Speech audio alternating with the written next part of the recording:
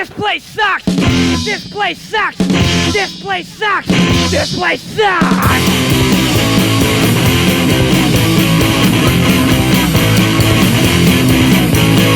I don't know just what to do. There's things I don't wanna do. I don't know what we can do, but this place sucks.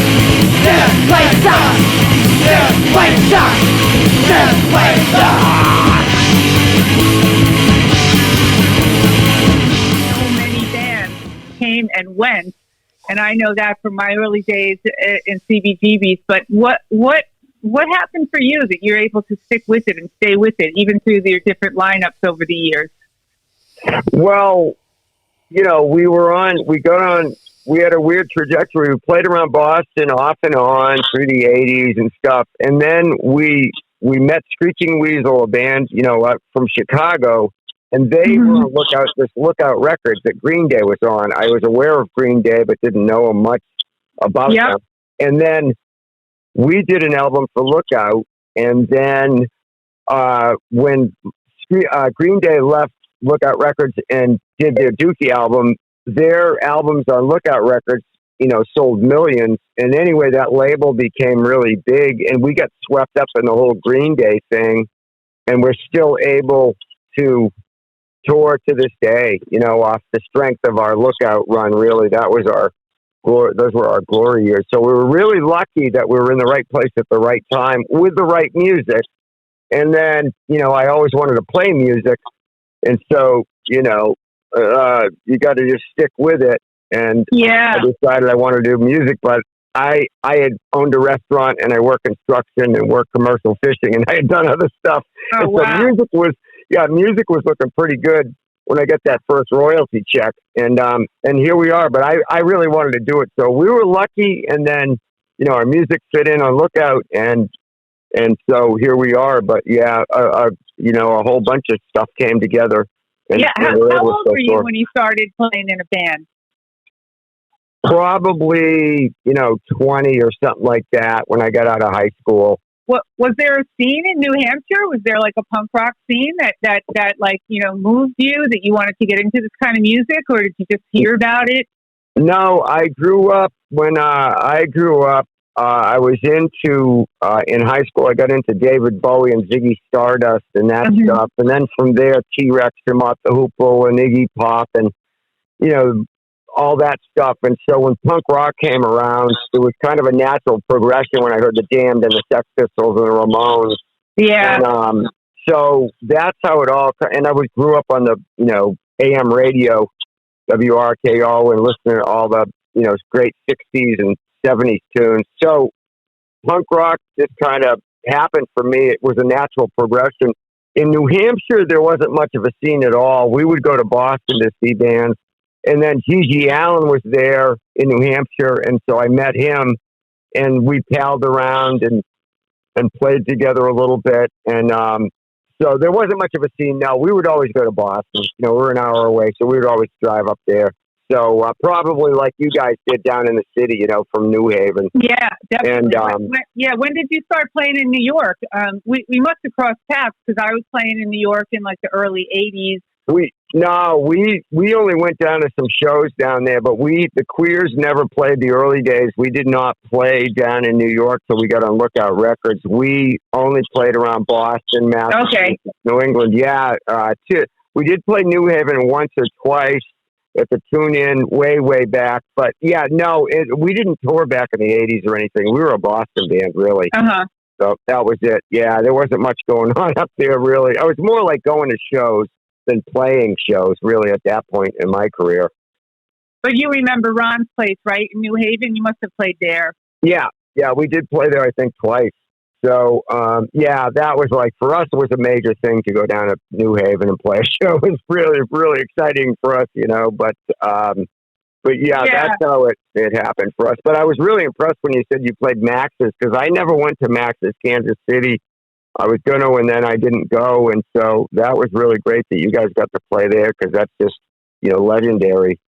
Yeah, it was cool. It's really it's really kind of a claim to fame. Like whenever I tell people, they're like, they think it's really cool. And of course we played, we were in an unknown band, and we played in the middle of the week, 2:00 in the morning. So it wasn't exactly glamorous, but still to be able to remember that and know that we did that is pretty cool.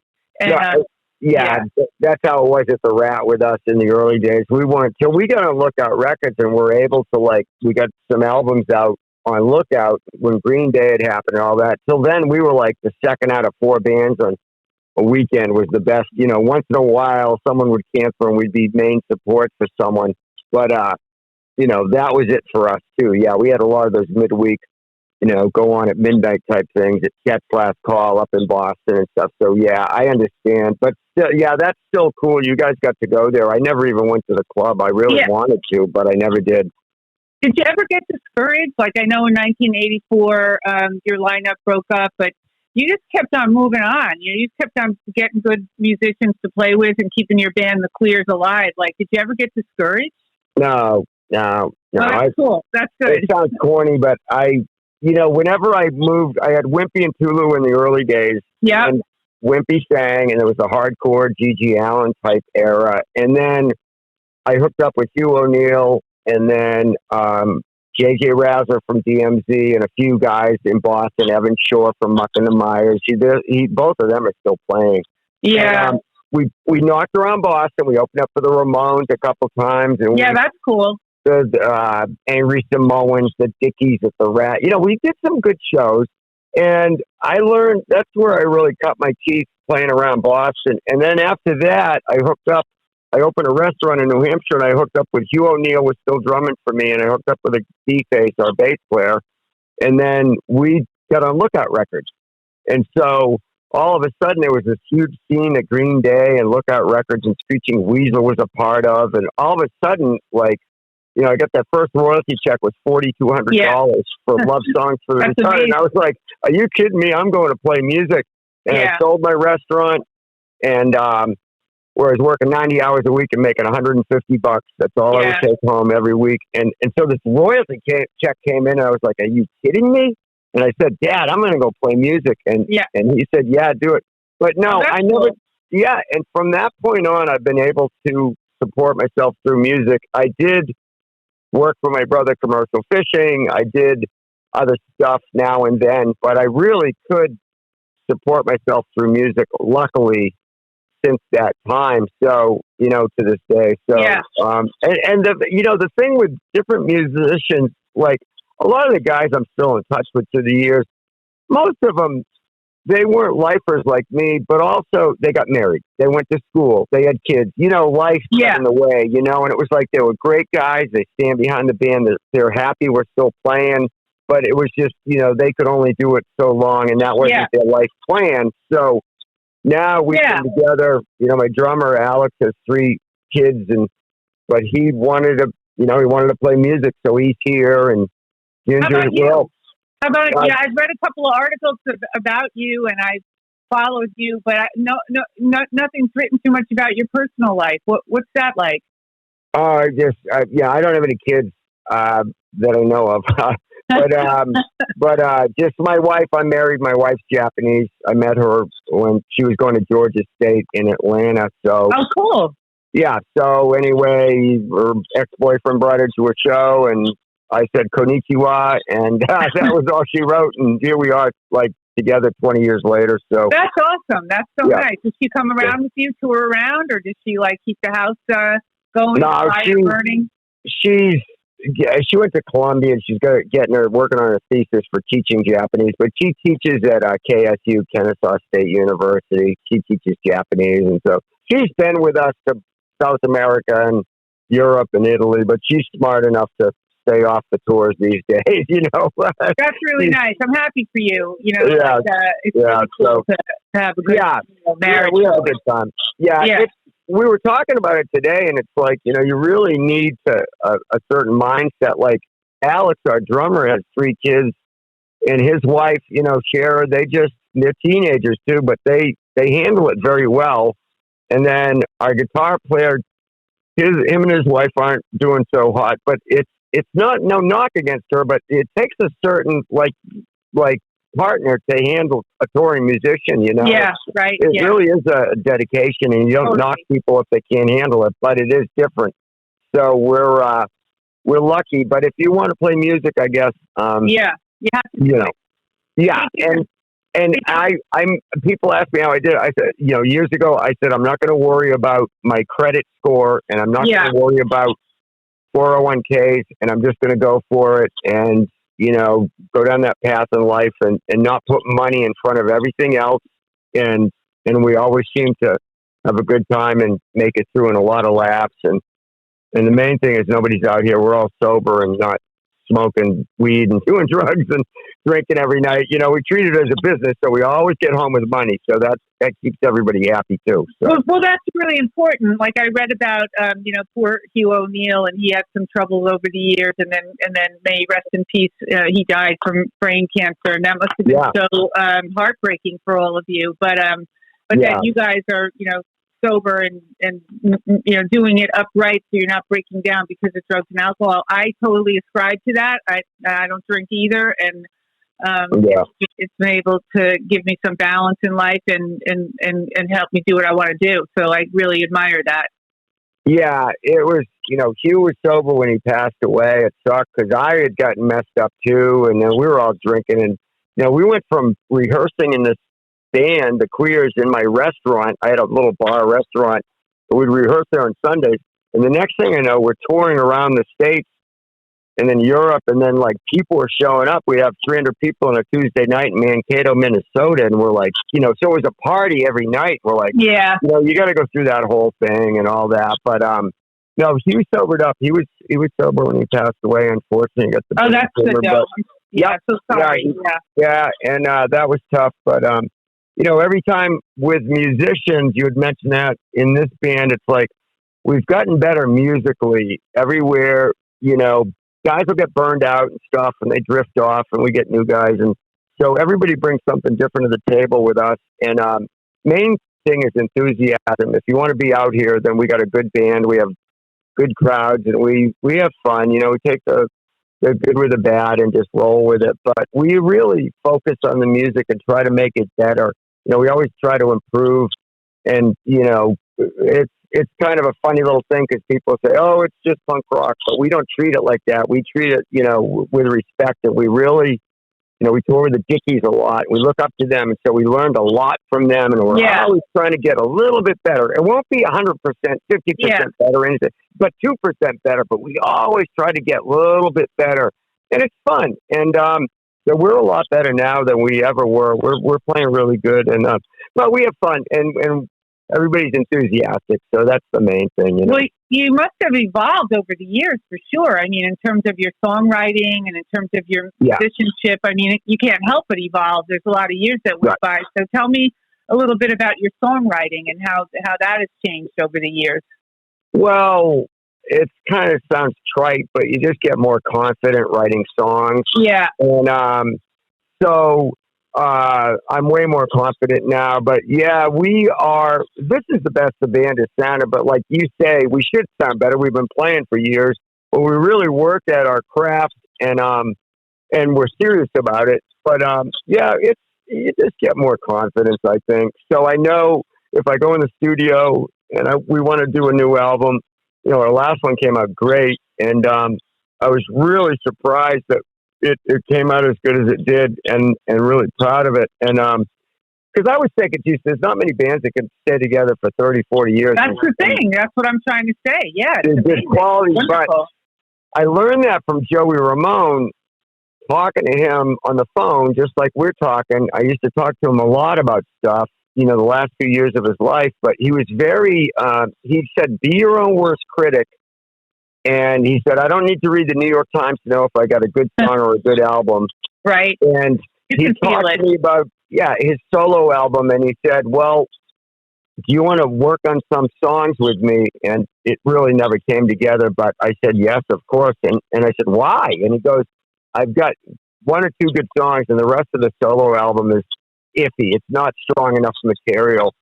And I remember thinking, geez, if Joey can be that honest with himself, because he said, I could put it out as is right now, and people will say they love this song and that song, but he goes, I know it's not strong enough. I could do way better. I'm capable of way better.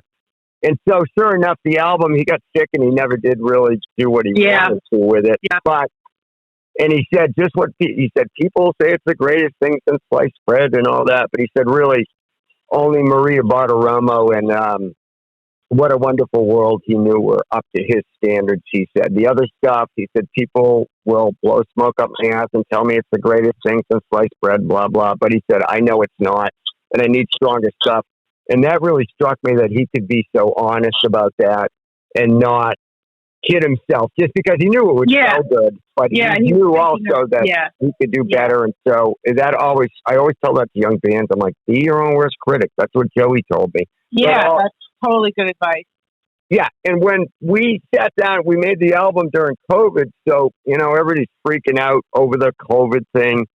So a lot of time I was by myself in the studio, so I kind of pretended, because Joey had asked me to work on his solo album, and so I kind of pretended I was working on a Joey solo album, and so whenever I did the guitar parts or vocals, I said, geez, I'm in the studio with Joey, he's looking over my shoulder, if he was right here, how would I approach this? And I always pretended he was there with Dan Uray, and I was like having to step up and play my best because I'm thinking, if they were here, this is how I do it, and I wouldn't embarrass myself. So every part I did, I always thought Joey was there. Corny, I know, but yet it worked, And same with the songs and the parts. And I said, would this be good enough? What would he think of this? And so, now, are you talking about your album Reverberation? No, Save the World. Oh, Save the World. Okay, because you put out Reverberation, I think, in 2021. Yeah, they both came out in around the same 2021, time. pretty much. I think it's so cool that you did an album of covers. That's amazing. And one of my favorite ones that you did is Gas Money. Oh yeah. That first of all, the original is a really cool, funny song, but your version of it is intense and wonderful, and I love it. Yeah. My kid every day is asking me for gas money. Is that right? Like, yes, I'm going to make this song my anthem. That was one that we did. We kind of threw shit at the wall to see what would stick. And so that was one song I said, to Alex Strong, I said, hey man, let's try this. And so kind of as an afterthought, we did this little arrangement and we did it. And to our amazement, it came out really good. And it's like our favorite song on the album, really. I mean, we like it, but I thought that one came out great, too. So it really did. Cool. Yeah, it really did. Yeah. But that is so amazing and so cool that you guys are recording so much still. And, you're touring and you're recording. It's like, kudos to you guys, really. Are you going to Europe next year, I think I read? Yes. Yeah, we usually go. We went this year, and so we're supposed to go back in the spring and do 3 or 4 weeks. So yeah, we usually go once a year. So I think we're planning on it anyway. Yeah. So yeah, I think so. We go quite a bit. So try to go once a year. With COVID, we didn't go, so that was the first time in 3 years we had gone. So, but I believe we're going. But yeah, we're going to try Japan next year too. And wow. Hopefully that'll go. Of course, we've been there a bunch of times, so we'll see. We kind of wing it. It's like right now we don't have any gigs lined up, tours till like March, but with the Queers, it's like every time you turn around, someone's offering us some other tour. So it's been pretty good. We've been able to stay busy. So, It's probably good to get a little break once in a while too, anyway, right? Because otherwise maybe you get too burnt out, maybe even if you just keep doing it. Well, yeah, as a matter of fact, after this little 9-show run, we're taking a break till late March. So that's the longest break we've had in a few years. Yeah. COVID. So, so I'm looking forward to that, to just simply, do some painting around the house and that type of stuff and yard work. Cause it's like, oh my gosh, we got back from the last tour about 3 weeks ago and here we are again. So, it's busy, but you're right. Yeah. Yeah, we're ready for a break. I'm working on a book. I'm trying to finish that about the band. And so, I've got a million. The one thing with music, Vicki, is that we talk about it. There's always something to get out of bed for in the morning. I know, right? To get up for. There's always something to do, and you can stay as busy as you want. And so it's like what I dreamt about doing in high school. So here I am. I got friends around the world, and you can't put a price tag on that stuff. No, you can't. No, that is life. That is living deeply. I really think that, about what you're doing and how you're living your life. You have love in your life. You have music in your life. You love what you're doing. I mean, it's really amazing, and totally hats off to you. Right. And like younger kids will ask us, oh, about this or that. And I said, first off, don't worry about money. Like the best times I've had in music had nothing to do with money. You know, I mean, you know, the few times when I have made some money, you can't brag about money anyway. Yeah. You know what I mean? Yeah. And who cares? But it has nothing to do. The good times when you think back, you don't think, geez, I made so much money at that gig. No, it's nothing like that. It's funny times behind the scenes a lot of times. And the good shows you've played and the people you've met. And you know, I've told this story a few times, but I'll share with you. Back in the 90s, like everybody, we got to look at, we did an album or two, so we would get like hundreds of letters each week. I mean, sometimes 50 to 100 letters each week before the internet, wow. You know? Yeah, yeah. And so I would write back faithfully to everybody because I had gone through the 80s. You know, nobody cared about my band. We were the same as, you know, we're playing at 2 a.m. at Chet's Last Call on a Wednesday. Yeah. Nobody cares about us. All of a sudden, you know, we got an album out. We're able to tour around. I was like, geez, you know, this is great. So I'd answer every letter. About 3 years ago, some dude comes up after a show and said, hey, Joe, can I talk to you? I said, yeah. Middle-aged guy. He goes, listen, you saved my best friend's life. And I said, how? And he said, I don't even like punk rock, but he wanted me to come down and see you guys. And I said, why? And he said, to tell you, he wrote to 5 bands. This is about 95. He said he was suicidal, and he wrote to 5 bands saying he was suicidal. And he said nobody wrote him back, and he had the plan. He had written his goodbye notes, and he had the plan and all this thing, and your letter came in. And the letter, whatever you wrote, he still has a letter.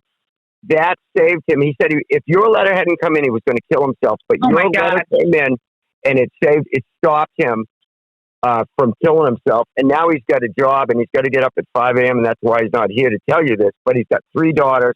And he said, if your letter, because of that letter, that saved his life. And he wanted me to tell you that. Oh, I love that. I was real emotional. And so it's like, wow. So I love that story. And it's just really good to be getting to know you on this phone call because it's like, you know, you can read stuff, but then when you talk to somebody, you realize like the love in their heart and the goodness, you know, to take the, like you're a punk rocker, but you know, you have the love in your heart to write back to people who wrote to you. Like that's really cool. And I read you described yourself. I love this as a liberal with an open mind. And, you know, like people misunderstood you. Like, I don't misunderstand you. Like, I get you because I am like you. Yeah. And, I just am so, you know, feel so mad that people got you so wrong. Like, why do you think that even happened? I mean, it just doesn't make any sense. I think what it is, we talked about it. I think if you peel back the layers of the onion, way, way back there, we get to do what a lot of people don't get to do. We're touring and you know, I mean, I think it's as simple as that. And deep, deep down, they're jealous. A lot of these guys that badmouth us are frustrated musicians and they think they're just as talented and we're lucky and blah, blah, blah. But they don't know what it takes. But I honestly think that's it because I think you're right about that. I agree with that. I can't figure it out. I'd probably, you know, I came to the Y in the road, you know, a fork in the road. And so it was like we did one album and I had done a tour or two. And I had a chance to buy another restaurant in Portsmouth, New Hampshire. I don't know if you know it, Seacoast area, right? Yeah, I know. Yeah, Portsmouth. Yeah. I had a chance. I knew it was a gold mine. I had the money to go in there. And I said to my dad, Dad, you know, I think I'm going to do the band because I knew if I did the restaurant, I'd have money, probably get married 2 or 3 times, you know, all that stuff. But I wanted to go, I didn't want to be 60 years old and then say, what would have happened if I played music? Because I don't want to get into this whole thing, but Joey Ramone, I had sent him a cassette tape of the Queers back in like 85. I sent him that and I went and saw them a few weeks later at a show. And I got backstage and I said, Joey, it's Joe from the Queers. You know, we weren't best friends or anything. And he came right up and he goes, oh, I got your tape. I love Goodbye California and Love, Love, Love. You're a good songwriter. I love that. And he was talking about those songs. And I was so struck by the fact that he knew the song titles and he listened to them. Because all I said was I was in the Queers. I didn't say, what do you think about this song or that? He knew the song. That's really cool. And yeah. And so anyway, when it came time to either play music or go do the restaurant and make money. I was like, I'm going to go play music because Joey always told me, it would be in the back of my mind, what would have happened if I played music? I did not want to be 60 years old and sitting here going, oh, I wish, what would have happened? I believed in my music, but I never got to do it. Yeah. I wanted to do the restaurant. And so, anyway, so here I am. And so I went down that fork in the road and saved the guy's life. And, you know, I was in the right place at the right time there. And it's so cool that your dad supported you. Like, you told your dad and he said, go for it, right? Did you say that? Oh, yeah. Yeah. He was like, geez, you know, you can always get a restaurant, but that was, cause it was, I knew it was a gold mine. He did too. And it's still there to this day. It's a very successful restaurant, but I was like, forget it. I'm going to go play music. And I don't want to be that guy saying, what would have happened if I played music? So, yeah, I went down there, so. We're glad you played music, Joe. Yeah. And we're glad the Queers are here. Yeah. And I'm very, very psyched and thrilled that I'm going to meet you tomorrow night in person and be a guest of yours on the stage at the Wall Street Theater. Yeah, we're looking forward to it too. Yeah, we'll be up there. We're going to scoot up there tonight. We'll be rolling into Milford tonight. So we'll be over there. We're looking forward to it too. All right. Well, I'll see you tomorrow night. And thank you so much for hanging out with me on this call.